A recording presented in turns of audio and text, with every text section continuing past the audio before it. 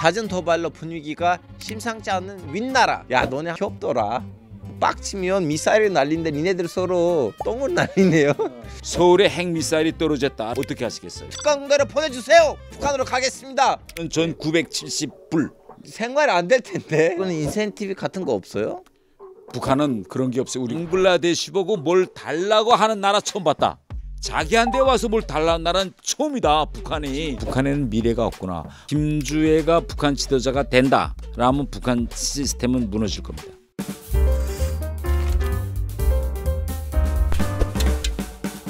이게 웬 난리지? 난리지 쇼에 오신 것을 환영합니다. 저는 MC를 맡은 알파고입니다. 한국과 가장 가깝지만 갈 수 없는 그곳, 요즘 따라 잦은 도발로 분위기가 심상치 않은 윗나라, 바로 북한인데요. 그런데 최근 북한 고위층에서 한국으로 탈북을 희망하는 사람들이 점점점 많아진다고 합니다. 오늘은 대체 북한에서 무슨 일이 벌어지고 있는지, 북한의 미래는 어떻게 될지 톡 터놓고 이야기해 보려고 합니다. 북한과 남한을 모두 경험한 분이시죠. 태영호 사무처장님을 모셔봤습니다. 어서 오세요.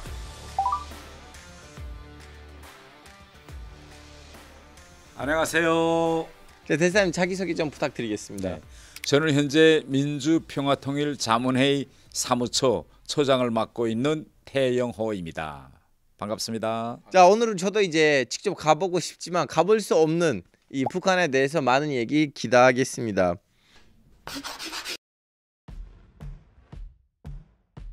고위층 분들의 숫자가 많아지고 있다는 걸로 보이고 있는데요. 누가 어떻게 탈북을 하는 거예요? 좀 얘기해 주세요. 방금 말씀하신 것처럼 예.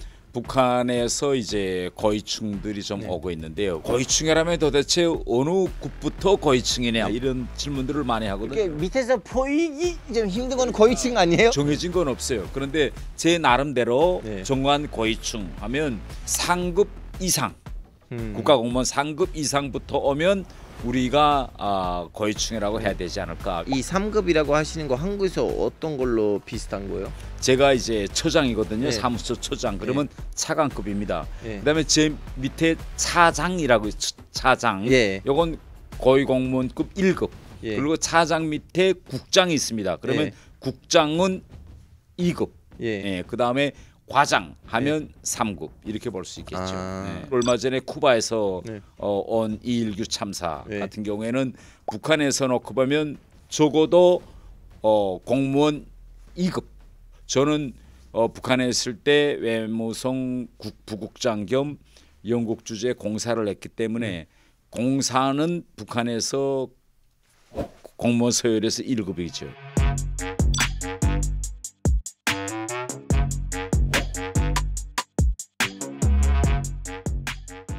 분명 제가 언론에 나와서 이렇게 하면 북한 그 김정은 정권의 심기는 많이 힘들게 하겠죠. 그러면 저 같은 사람을 좀 제거하는 게 자기네한테 유리하다고 생각할 수 있겠죠. 그 부분을 염려해서 대한민국 정부에서는 저희 신변을 최우선적으로 관리해 주시고 보호해 주시고 저는 크게 두려워하지 않습니다. 대사님 예전에 외무성에 계셨는데 근데 이분들을 예전에 그 건물에서 지나가다가 동무 커피 마실래요 하시면서 좀 약간 저는 만나본 적이 있으셨나요? 저보다 10년 아래예요. 예. 저는 62년생이고 예. 이번에 온 2.19 참사는 72년생이거든요. 예. 북한에서 저도 평양 외국어 학원을 예. 다녔고 2.19 참사도 평양 외국어 학원. 그러니까 같은 동문이죠. 탁구 라이벌이었어요. 내가 한 번이라도 이겨보려고 거의 매일 점심시간에 하셨어요? 가서 붙었는데 탁구 경기를 했는데 제가 한 번도 못 이겼어요. 그럼 이분 외에도 이제 고위층 탈북한 분들이 많은 건가요? 글쎄, 우리가 우리가 언론에서 접하는 거는 좀 제한적이니까. 김일성 시대나 김정일 시대에 네. 비해서 김정은 시대에 외교관들이나 혹은 그 외교관 자녀들이 오는 그 율이 많아졌죠. 제가 온 다음에 이태리에서 조선길이 왔고 네. 쿠웨이트에서 왔고 그 다음에 이번에 쿠바에서 왔고 네. 그 다음에 또 며칠 있어요. 네. 근데 이분들은 공개를 안 해. 사실은 대사님 저도 대사님의 비슷한 결이에요. 전 탈북 아니고 탈튀민이에요. 탈튀. 예, 저도 지금 한국 시민이고요. 그러게요. 중동 사람들 저보고 했던 말이 뭐냐면 야 너네 한국 사람들 귀엽더라. 왜? 했더니 야 우리가 서로 빡치면 미사일을 날린데 니네들 서로 똥을 날리네요. 갈등의 모습이 좀 달라졌는데 대사님 보기에는 이 현상을 어떻게 분석하세요? 아 이게 오늘 알파고님이 대단히 중요한 질문을 하셨어요. 전단과 네. 관련한 이제 싸움이 수십 년 동안 있었어요. 네. 예, 근데 지금까지의 모든 전단한 싸움은 뭐냐? 쉽게 이야기하면 체제 선전이었어요. 이게 전단도 심리전인데 심리전에 오물 쓰레기 지옥 화장실에 나오 그것까지 보내는 예가 없거든요.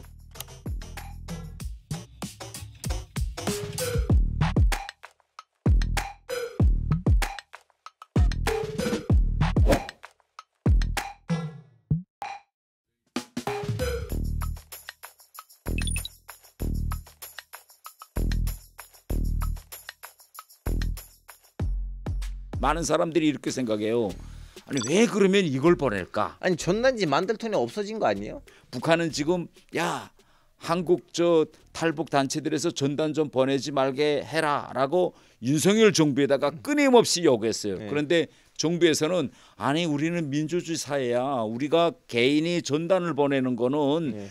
그거는 그들의 표현의 자유인데 북한은 하지 마라 하면 안 할 수 있겠지만 한국은 할 수가 없는 거예요. 북한에서는 그래 정부 힘으로 그거 못하네. 그럼 어떻게 할까? 한국에서는 국민의 목소리가 크잖아. 네. 그러니까 오물 전단을 보내면 어떻게 될까? 국민들이 자기 집에 오물이 떨어지니까 네. 그러니까 정부를 내고 야 그거 우리 전단 보내는 거 좀 중지시켜. 이렇게 국민의 목소리를 통해서 전단 대북 전단을 중지시키자. 아니 북한도 이런 우리를 통해서 좀 민주주의를 간섭적으로 체험을 하는 거네요. 그렇죠. 정책 결정 과정에 우리 국민들의 참여율이 높아졌기 때문에 북한도 그런 수법을 쓰는 거죠. 긴장 대세를 강화했다고 하던데요. 그거 얼마나 사실인가요? 서울에 핵미사일이 떨어졌다라고 하면 지금 이 유튜브 찍다가 어떻게 하시겠어요? 바로 영산구에 가서 저로 특강대를 보내주세요. 북한으로 가겠습니다. 아 대단해. 그 제가 여러 사람한테 네. 울지 연수 기간에 물어봤어요. 많은 사람들이 글쎄요 어떻게 할까요? 잘 몰라요. 네. 저는 북한에서 핵무기가 평양시에 떨어졌다 하면 너는 어떻게 해야 되느냐라는 걸 아이 때부터 배웠어요. 자, 그리고 그럼 이 자리를 통해서 한번 우리한테 알려주세요. 북한은 핵실험도 하고 핵미사일도 가지고 있고 이걸 선제적으로 서울에다 쏘겠다 뭐 이렇게 지금 위협하거든요. 에스컬레이터든 네. 엘리베이터든 타고 제일 가까운 지하로 내려가야 돼요. 일단. 근데 우리는 잘 모르니까 어떻게 하지 이렇게 대단히 당황해 하거든요. 그래서 이제부터 이번 울주훈련부터 우리도 하거든요. 그러면 핵에 떨어졌다 할 때 어떻게 움직일 거냐라는 평시 연습이나 훈련을 해야 돼요. 북한은 또 아니 왜 이런 연습을 하느냐 울주 연습하면서 지금 또 비판하고 있고. 네.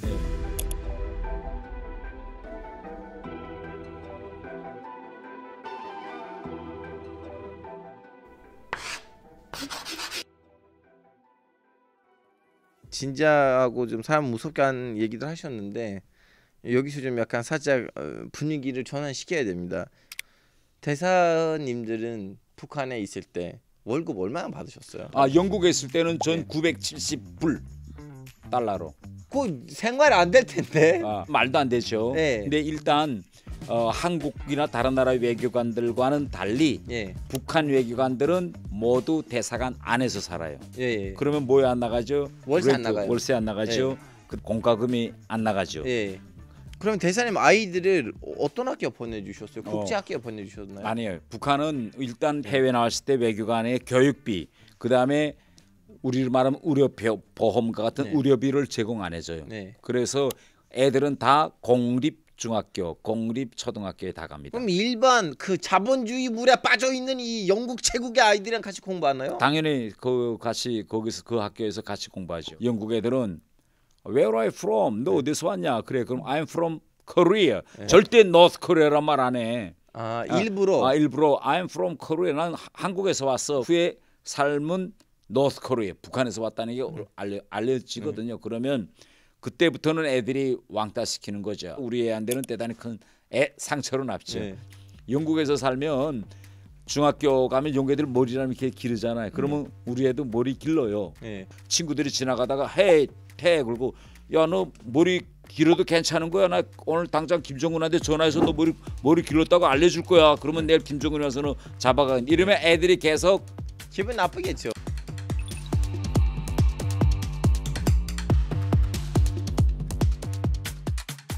원래 대사관 직원들의 영국 안에서의 활동 용역하고 대사님의 활동 용역의 그 규모가 다르겠지. 북한은 혼자서 절대 어디 못 가요. 외교관들도 네. 무조건 2명이 같이 다녀야 되고 북한에서는 이걸 보고 뭐라고 표현하면 둘 2인 결합. 그러니까 항상 둘이 같이 다녀라. 그래야 서로 스파잉, 서로 감시하는 거 되니까. 대사님이 첫 해외 활동지인 영국이셨나요? 덴마크. 다음에 영국, 스웨덴, 그다음에 영국.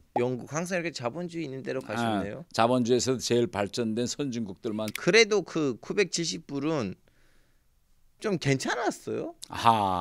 자, 제가 덴마크에 갔을 때 그때 제 한 달 월급이 560불이었어요. 그때는 제가 3등 서기관이고 그러니까 560불이죠. 그런데 560불을 가지고 상점에 나가 보니까 이건 도무지 이 나라에서는 560불을 가지고 덴마크에서는 살 수 없구나. 이렇게 저는 생각했어요. 그래서 와서 이렇게 앉아 걱정하는데 제 선배가 야, 너 뭘 걱정하느냐? 560불 중에서 한 100불 정도만 쓰고 460불은 너 저축할 수 있다. 그래서 아니 선배님 100불로 살 수 있다고요? 코펜하겐에서. 그러니까 야, 이 나라에 돈 안 쓰고 먹을 게 얼마나 많은지 몰라. 그러면서 그다음부터 저 데리고 나가는데 마트에 가서 시식을 드셨어요? 아니 거기 사람들은 물고기 머리와 머리는 안 먹어요. 안 먹어요. 안 먹고 다 자르는데 연어 같은 거 보세요. 연어 같은 데 머리 연어 머리가 이만하거든요. 예. 이만하고 꼬리 이만하고 그거 자르고 버리는데 우리는 딱 지켰다가 아니 그거 버리지 말고 달라면 다 가져가. 그래. 그러면 이만큼 가져오잖아요. 그거 가져다가 국에 끓이면 연어 기름이 뜨고 고기가 엄청 많아요. 돈 한 푼 안 돼. 그다음에 돼지 더살장. 그때까지는 돼지 발쪽 먹지 않았어요. 덴마크 사람들이. 다 버리는 거예요. 그때는. 그래서 우리는 보니까 아니 한국은 그거 보쌈에 먹잖아요. 그걸 안 먹는 거예요. 거기 사람들. 이거 가져가도 돼요. 가져가라고. 자 고기 공짜로 생기지. 물고기 공짜로 생기지. 그다음에 산에 가면 산에 맨 고사리에. 한국 고사리는 요만하죠. 덴마크 고사리는 이만해. 그러니까 돈 쓸 일이 뭐 있는가. 그래서 제가 그때 어떻게 생각했는가 하면 야, 세상에 이렇게 부유한 나라가 있을 수가 있냐. 해외 나가서 3년 사는 근무할 때 그 월급을 주는 돈을 열심히 저축해야 돼요. 그래서 3년 근무해서 저축해가지고 평양에 가서 3, 4년 되면 또 나가잖아요. 돈이 떨어질까 돈이 바닥에 날까 하면 해외 나가고 해외에서도 열심히 저축해가지고 또 들어오고. 그러면 대사님 이 월급 말고는 인센티브 같은 거 없어요? 북한은 그런 게 없어요. 우리처럼 뭐 밤늦게 일하고 뭐 야근 수당 뭐 이런 게 절대 없고 북한에도 물론 주말에 휴식이 있습니다. 그런데 우리처럼 고급 공무원이 되면 적어도 2급 이상 공무원이 되면 주말 휴식이 없습니다. 주말에도 무조건 직장에 나가야 돼요. 오, 그러면 승진하는 거 오히려 잘 된 거 아니네요. 그러니까 승진하면 그래도 남들보다 해외에 나갈 수 있는 기회도 있고 좋은 점도 있는데 그런데 북한에서 처형되거나 이제 총살당하고 있는 사람들은 대부분이 승진. 북한에서도 이런 말이 있어요. 낮은 데 올라갔다 떨어지면 좀 다치지만 높은 데까지 올라갔다 떨어지면 죽는다. 태양에 가까이 가면 다 죽고 태양과 또 너무 먼 데 있으면 얼어 죽고. 얼어 죽고. 그래서 가운데 권력에 가까이도 가지 말고 그때서 권력과 너무 멀어져도 안 되고 요 가운데 자리를 잘 찾으면서 자기 걸 잘 챙기는 게 제일 현명한 사람이죠. 최근에 와서 엘리트들이 떠나는 거 좀 올라갔다고 하셨는데 그 이유가 뭐예요? 그럼?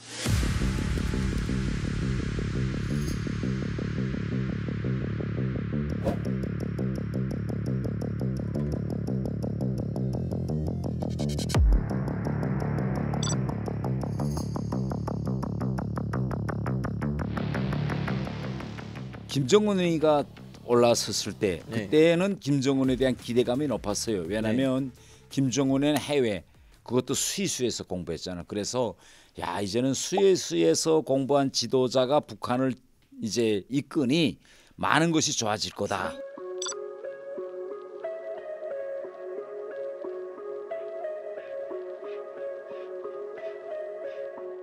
그래서 다 기대감이 컸는데 오히려 할아버지 아버지 때보다 북한이 더 힘들어지는 거예요. 네.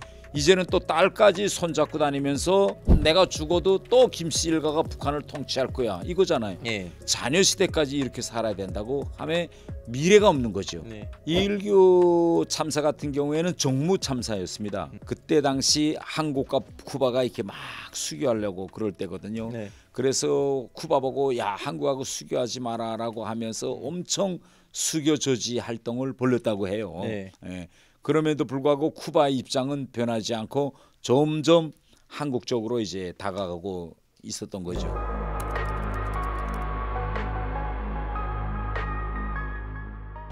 ¿No va a hablar? Estamos aquí para dar acceso consular a nuestro tripulante, más nada. ¿Pero cuándo va a regresar a Corea? 우리 집 사람 같은 건 농담인 줄 알았어요. 야, 그런 농담 하지 말고 무시무시한 농담 하지 말라고. 진짜야. 내 비행기 보여줬죠. 가자. 그다음 말을 못 하더라고요.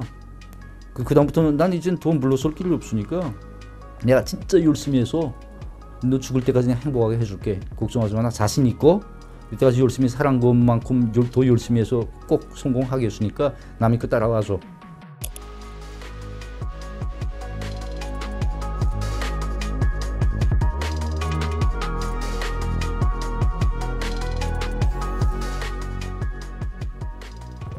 그래서 이런 걸 보면 북한 외교관들이 어떻게 생각하는가 하면 아 이제는 북한에는 미래가 없구나.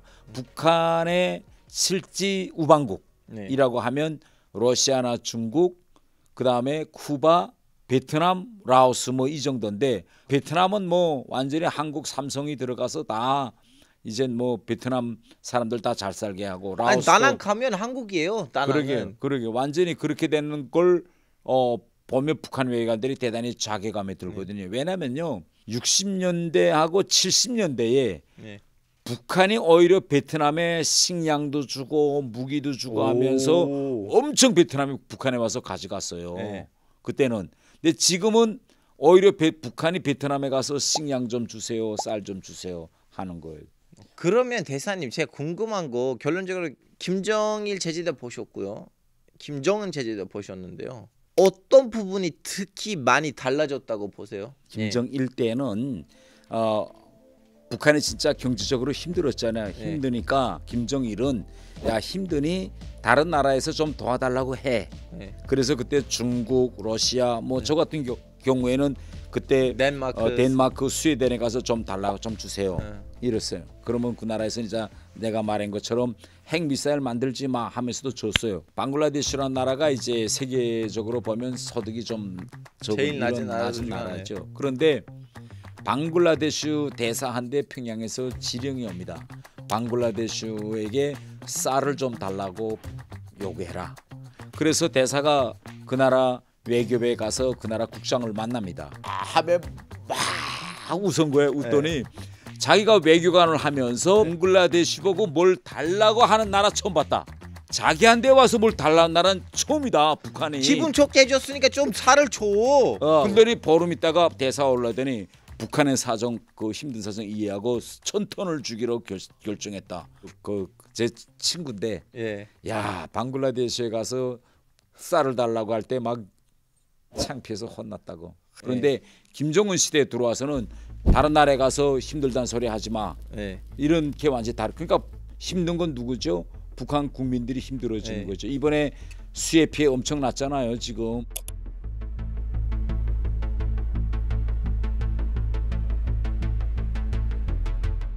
우리 정부가 북한에 아이고 우리가 다 줄게. 저희 휴전선만 열어. 그럼 다 줄게 했는데도 안 받겠다는 거잖아요.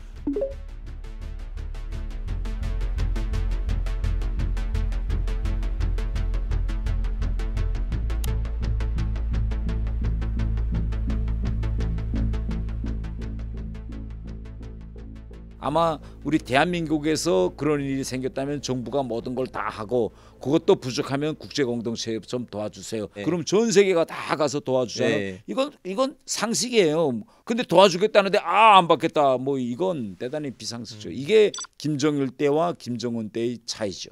그러면 김정은 체제 때 유독 젊은 사람들이 더 많이 탈북을 하는 것 같은데요. 그 이유가 있어요? 이게 컴퓨터와 관련돼요. 네. 2000년대에 이제 네. 들어오면서 전 세계가 완전히 다 IT 산업이 다 그렇죠. 발전하고 하니까 북한도 중학교에서 컴퓨터 교육이 필수 과목이 됐습니다. 네. 한국에서 만든 영화 드라마가 중국 국경을 통해서 USB로 들어가게 해서 꼭 보기 시작해서 지금 20대 30대는 결국은 뭐냐, 한국 영화와 드라마를 보면서 자라난 세대예요. 한국과 북한 사이에 커먼 놀리지, 공동 지식이 생겨요. 북한에선 동무, 뭐 영희동무, 철수동 많은데 한국은 안 그래. 오빠야, 자기야, 뭐 이러잖아. 그러니까 여러 말이 너무 재미난 거지. 네. 그 다음에 문자 보낼 때 한국은 뭐 이런 거로 네. 다 표현하고 이런 물결 이런 걸 하잖아. 아, 북한 재미없어. 한국 재미있어. 이런 문화적인 형성되면서 난 한국 갈 거야. 그래서 결국 우리가 만들어낸 소프트 파워, 이 문화가 저 북한 젊은이들한테 지금 큰 영향을 주고 있죠.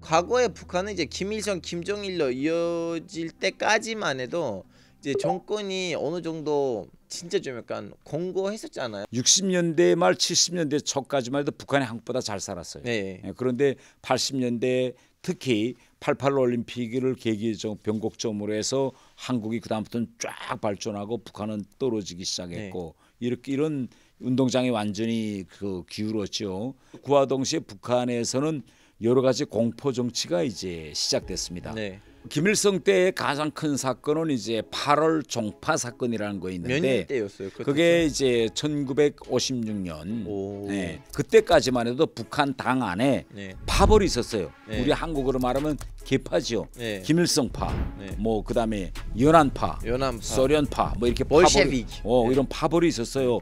이게 파벌이 이렇게 균형을 이루면서 있었는데 8월 종파라고 하는 거는 김일성이 자기 파벌이 아닌 사람들을 숙청한 이런 사건이에요.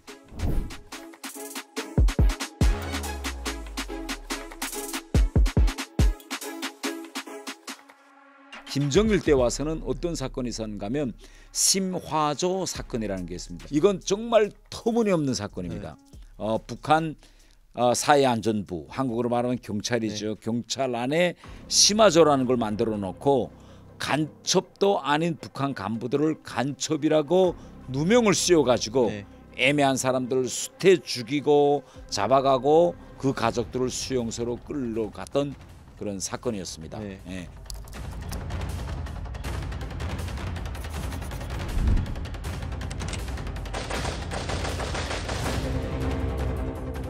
공포 정치의 핵심은 뭔가면 가차없이 죽인다 이겁니다. 옆에서 같이 일하던 친구가 갑자기 없어졌어요. 없어지면 결국은 보위부가 와서 끌어갔다는 거잖아요. 무슨 죄를 지었을까? 그럼 앞으로 어떻게 되는 거냐? 다시 풀려 나오는 거냐? 이렇게 일절 물어볼 수도 없고 생각돼서는 안 돼요. 그다음에 북한은요. 차관급 정도가 되면 간부 아파트로 이사를 가서 거기서 다른 간부들과 함께 살아야 돼요. 그렇게 다 집단 생활을 시키고 엄격히 감시 통제하는 거죠. 그런데 그러한 엄격한 감시 통제 시스템이 21세기인 아직도 유효하고 그것이 작동한다는 게 신기하죠.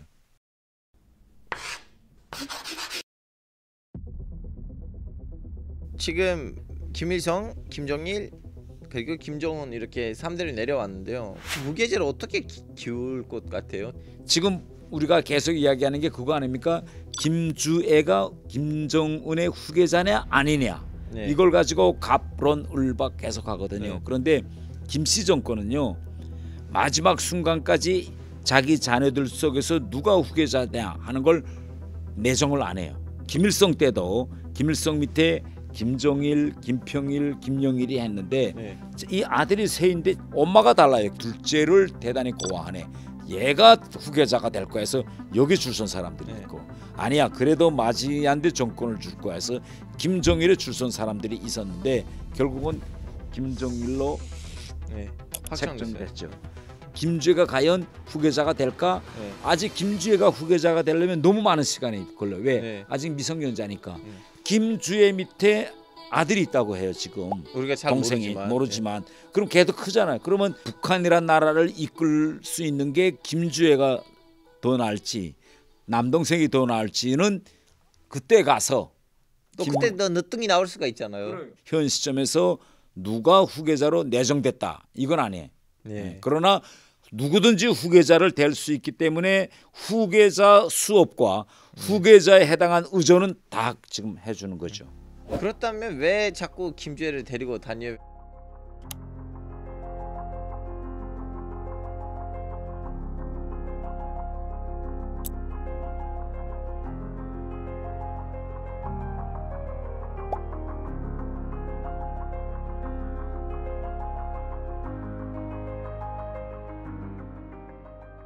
여러 가지가 이유가 있을 네. 수 있는데 첫 번째는 북한 주민들을 향해서 네. 야 앞으로 북한의 세습 통치는 김정은 대에 끝나는 게 아니라 다음 대에도 넘어갈 거다. 네. 이런 생각을 지금부터 계속 주는 심어주고 거예요. 다른 하나는 북한에서 또 세계적으로 김정은 하면 만날 미사일이나 쏘고 핵시험장에나 가고 하는 로켓맨, 뉴클리어맨으로 다 통했잖아요. 네. 그런데 갑자기 김주애가 나오면서 김정은도 아버지네, 딸 봐봐 아버지네 이런 이미지를 세우고 뭐 사진 앞에서 주애하고 뽀뽀하고 뭐 귀여워하고 인간적인 이미지를 좀 세우려는 이런 의도가 깔려 있죠. 근데 이제 텔레비에서 김주애를 보는 북한 주민이 딸내미들 귀엽더라 뭐 이런 식으로 반응이 근데 긍정적인지 부정적인지 어떻게 알 수 지금 있나요? 제가 들은 바에 하면 대단히 부정적이래요. 북한에서는 무조건 교복을 입어야 되는데 네. 김주애는 뭐 가죽 롱 코트도 입고 나오고 뭐 시스루도 입고 나오고 뭐 세상 좋다는 옷 다 입고 나오잖아. 그러면 그걸 사진을 볼 때 북한 그 동년배들이 아이고 언제면 나도 저런 옷 한번 입어볼까. 나도 좀 저렇게 머리를 좀 길러봤으면 좋겠네. 이게 인간의 본능이에요. 남이 저 옷 입고 머리 멋있게 했으면 나도 해보고 싶은 것이. 그래서 엄청 지금 김주애의 머리, 옷 이거 그 스타일 이거 보고 엄청 애들이 지금 화나 있대요.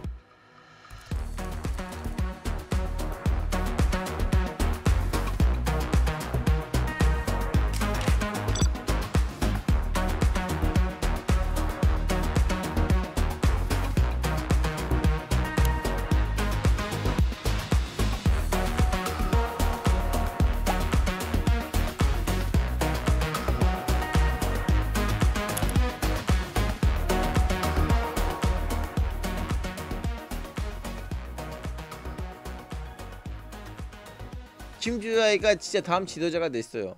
근데 여자이잖아요. 이거는 북한 사람들이 받아들일 수 있을 것 같아요. 어떻게 될 것 같아요? 만약 김주애가 북한 지도자가 된다라면 북한 시스템은 무너질 겁니다. 왜요? 김정은은 지금 40대예요. 네. 그런데 김정은 주변에서 열심히 따라다니는 사람들 나이 몇 살인가 한번 자세히 보세요.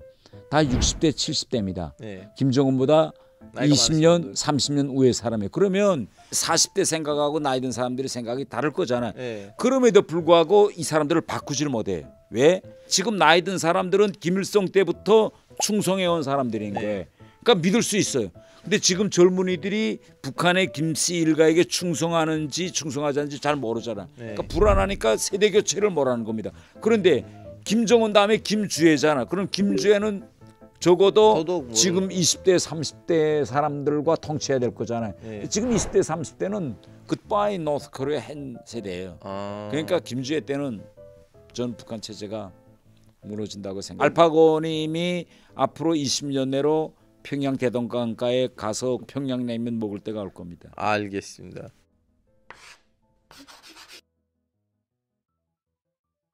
북한에 최근에 와서 경제 상황이 안 좋았다고 들었는데요. 어느 정도 안 좋아요? 그 김정일하고 김정은 체제를 비교를 하자면. 김정은이 처음에 이제 북한에서 정권을 넘겨받았을 때 네. 2012년부터 13년, 14년 요때 북한 경제가 좀 잘 나갔어요 한때는. 예. 그래서 수출량도 좀 늘었고 네. 이렇게 했는데 이때 김정은이 네. 정신을 잘 차려가지고 북한을 좀 오프닝하고 네. 다른 나라들과 좋게 지냈으면 북한도 대단히 발전할 수 있었겠는데 그때 김정은이 핵 개발을 하겠다고 네. 해서 핵 실험을 하고 미사일 실험을 합니다. 그러니 어떻게 됐죠? 전 세계적으로 야 네. 저거 안 되겠다. 그래서 제재가 심화됐어요. 네. 그래 지금에 와서는 북한은 매해 마이너스 성장을 합니다. 그런 찰나에 코로나가 또 들이닥쳤어요. 그래서 결국은 코로나 위기를 겪으면서 북한 경제가 대단히 이제 엄청 힘들어졌죠. 네. 예. 김정은 제재가 들어오면서 무역이 시작될 거라는 말도 있었는데 그럼 북한이 무역한다면 무슨 무역을 해요? 석탄, 네. 그다음에 광물 이런 네. 걸 많이 캤어요. 그 석탄을 많이 중국에 팔았는데 유엔 제재가 들어오면서 중국 보고 북한 석탄 사지 말라 이렇게 했어요. 그런데 석탄이라는 건 캐서 기차에 실어서 수십 개 차량이 가야 돼요. 몰래 비밀리에 할 수가 없어요. 위성에 내리다 보니까.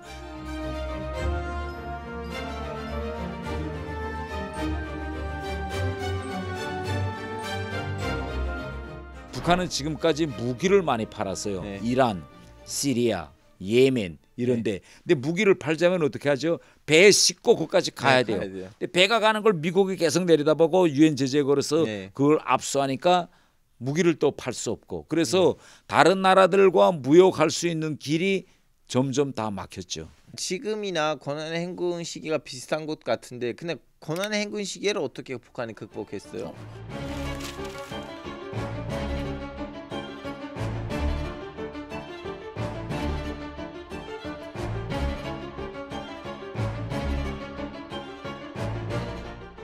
고란의 행군 시기에는요, 갑자기 예견치 않게 갑자기 네. 이런 식량 기근 현상이 생긴 거예요. 네. 그렇다 하니까 그때 많이 죽었어요 사람들이. 배급을 받지를 못 받아서. 진짜 북한 사람들이 힘들 때 네. 누가 도와줬느냐? 김대중 대통령이 도와줬죠.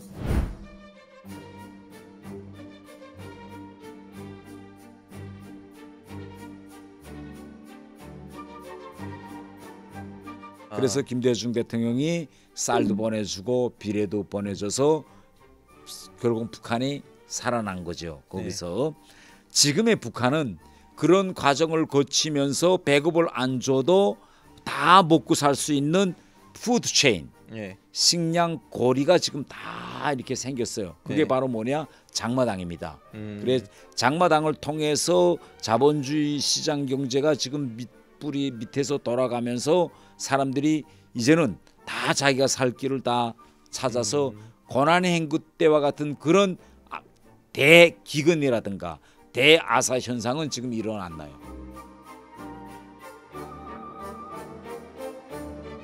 농민들이 쌀을 좀 생산해서 국가에 좀 바쳐야 군인도 먹고 살 거 아니에요. 네. 군대들이. 근데 안 바치고 계속 장마당에 다 파니 김정은이 화가 난 거죠. 네. 그래서 야 이거 내가 가만히 있으면 안 되겠다. 그래서 이제 식량을 통제하기 시작합니다.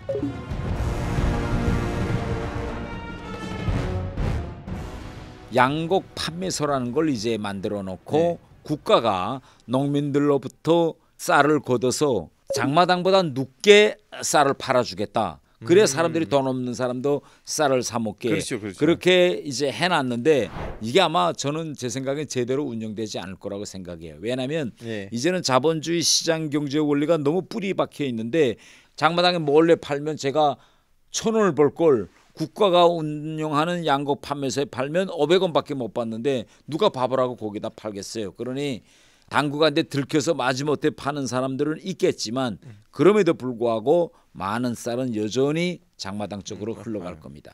북한에서 이제 식량 다 떨어져서 북한 망했다라는 이렇게 기사들도 말들도 많이 나왔는데 근데 올해 와서 좀 약간 그런 기사들이 좀 줄인 거 아니에요? 혹시? 네, 맞아요. 네. 국가 쌀 창고에 식량이 있어요. 네. 이게 뭔가면 전쟁을 위해서 북한이 항상 전쟁용으로 쌀을 비축해 두고 있어요. 네. 이걸 북한에서는 전략미라고 네. 하는데 쌀 수확철이 되면 꺼내 먹은 것만큼 다시 거기다가 채워놓고 네. 또 거기서 쌀이 빌 것 같으면 뭐 식량 좀 지원 주세요라고 이야기하면 중국에서 또 러시아에서 식량을 줍니다면 거기서 준 식량은 그 창고에다 넣고 그 창고에 이미 있던 말하자면 기한이 지난 네. 그 쌀은 꺼내서 북한 주민들 주고. 그러니까 제가 북한에 있을 때 공무원이잖아요. 국가 공무원들한테는 전쟁 창고에서 꺼낸 쌀을 주는데 이걸 쌀자루를 이렇게 열어보면 쌀이 다 이렇게 돌처럼 꽉꽉 굳어 있고 시퍼래요. 곰팡이가 쓸어서. 그러면 그걸 가지고 와서 물에다가 아내가 열심히 씻거든요. 그러면 곰팡이 냄새가 나요. 그 곰팡이 냄새를 몇 번 씻어서 버리고 그리고 밥을 하죠. 그럼에도 불구하고 그 밥에서는 곰팡이 냄새가 납니다. 그런데 할 수가 없죠. 그런 쌀이라도 먹어야 되니까. 그래서 국가 공무원들은 대부분 다 곰팡이가 낀 쌀을 먹습니다. 그리고 얼마 전에 이제 뉴스를 보니까 북한 사람들이 뭐 러시아산 버터를 먹었다 뭐 이런 뉴스가 나오더라고. 그래서 제 추측은 러시아에다 무기를 주고 그 대신 갑자기 수해 피해가 났으니 러시아산 버터라든가 또 밀가루라든가 이런 걸 좀 받아오지 않았는가 이렇게 생각합니다. 푸틴이 이제 북한까지 왔잖아요. 같이 이렇게 돌아다니고 뭐 북한하고 러시아 관계 좀 좋아진 거 아닌가라는 분석을 할 수가 있나요? 대단히 이제 그 좋아졌죠. 근데 이번에 북한과 러시아의 관계의 특징이 하나 있습니다. 이전까지는 북한이 계속 러시아에 가서 형님 우리하고 좀 친하게 지내줘요. 쌀 좀 주세요. 살려주세요. 이러는데 이번은 반대로 푸틴이 김정은한테 와서 내가 좀 급하게 됐는데 좀 살려줘. 로켓, 포 이런 걸 좀 생산해줘. 그래가지고 푸틴이 가져가고 그 대신 북한에 필요한 군사기술이라든가 돈 이렇게 줘서 지금 우크라이나 전쟁에서 지금 러시아가 그나마 버틸 수 있는 북한하고 러시아가 친해지면 왠지 중국이 마음에 안 들 것 같아요. 그건 어떻게 보세요? 그 갑자기 우크라이나 전쟁이 일어나면서 푸틴이 김정은을 찾아가고 김정은은 지금 푸틴 형님하고 열심히 해서 돈 버니까 약간 지금 시진핑 형님이 패싱당한 거예요. 시진핑이 좋아 안 하지. 저 김정은 저거 힘들 때 나한테 와서 내가 다 도와줘서 코로나도 이겨내고 쌀도 좀 주고 했는데 이거 푸틴이 나타나니까 푸틴 형님한테 딱 겁붙네. 감정적으로 좋지 않죠. 그런데 이제 오래 못 갈 겁니다. 왜냐하면 우크라이나 전쟁이 끝나면요. 러시아엔 김정은이가 더 필요 없게 돼요. 그러니까 다시 러시아와 북한은 멀어지게 될 거고 김정은은 또 찾아갈 건 시진핑 형님밖에 없거든요. 그럼 또 시진핑 형님 가서 또 친하게 지내자고 할 겁니다. 그럼 북한이 붕괴하며 종말을 맞이할 것 같으세요? 아니면 재기의 선곡을 종말할 거예요. 재기에 성공 못합니다. 왜냐면요. 그 체제가 다시 재개할 수 있느냐 없느냐는 그 나라의 젊은 세대가 그 체제를 지지하는가 지지하지 않는가에 달려 있습니다. 우리 아랍의 봄 보세요. 뭐 시리아, 리비아, 에집트 왜 결국은 다 독재 정권이 무너졌는가요? 젊은이들이 싫어 그랬으니까 다 그렇게 된 거예요. 지금 북한의 젊은 세대는 북한 체제나 김정은을 다 싫어하거든요. 근데 앞으로 당장은 북한 체제가 무너지지 않겠지만 인구의 7, 80%는 북한의 변화를 바라는 젊은 층이 인구의 기본 다수가 될 거고 주류가 될 겁니다. 그렇기 때문에 북한의 그런 체제의 재기를 바라지 않기 때문에 저는 북한 체제는 이것으로 종말할 거다. 저는 이렇게 생각합니다. 만약에 북한 체제가 붕괴됐다고 칩시다. 그럴 경우에는요. 북한이 남한이란 이제 통일할 것 같아요? 아니면 중국에 흡수당할 것 같아요? 지금 우리가 아무 일도 안 하고 가만히 있으면 중국에 흡수당할 가능성이 대단히 커요. 그럼에도 불구하고 우리가 이 통일을 준비하고 북한의 젊은이층을 잘 우리가 유도해서 이끌고 간다면 북한 사람들이 우리는 한국하고 통일할 거야. 한국처럼 우리는 한국과 합하자라고 막 강하게 나오면 중국이 자기 힘과 무력을 동원해서 그걸 누르고 북한을 자기 통치 밑에 놓지 않을 거예요. 중국 군대가 들어와서 이걸 강제적인 방법으로 진압하고 자기네 점령 통치를 한다라고 할 때 어마어마한 피해의 그런 살육전이 일어난다는 걸 중국도 알아요. 그래서 지금 우리가 할 거는 북한 사람들이 앞으로 그런 종말의 시가 다가왔을 때 한국과 합하자라고 나오게 만드는 게 제일 중요해요. 오늘 이게 웬 난리지에서는요, 흔들리는 북한 민심과 정권, 그리고 앞으로 북한의 미래가 과연 어떻게 될지 함께 이야기를 해봤는데요. 오늘의 난리지를 한 줄로 부탁드리겠습니다. 안녕하세요. 오늘의 난리지는요, 통일은 온다입니다. 역시 북한에서는 주입교육은 최고입니다. 딱 한 줄. 자, 여러분, 다음 시간에도 알찬 난리지를 가지고 오고 들어오도록 하겠습니다.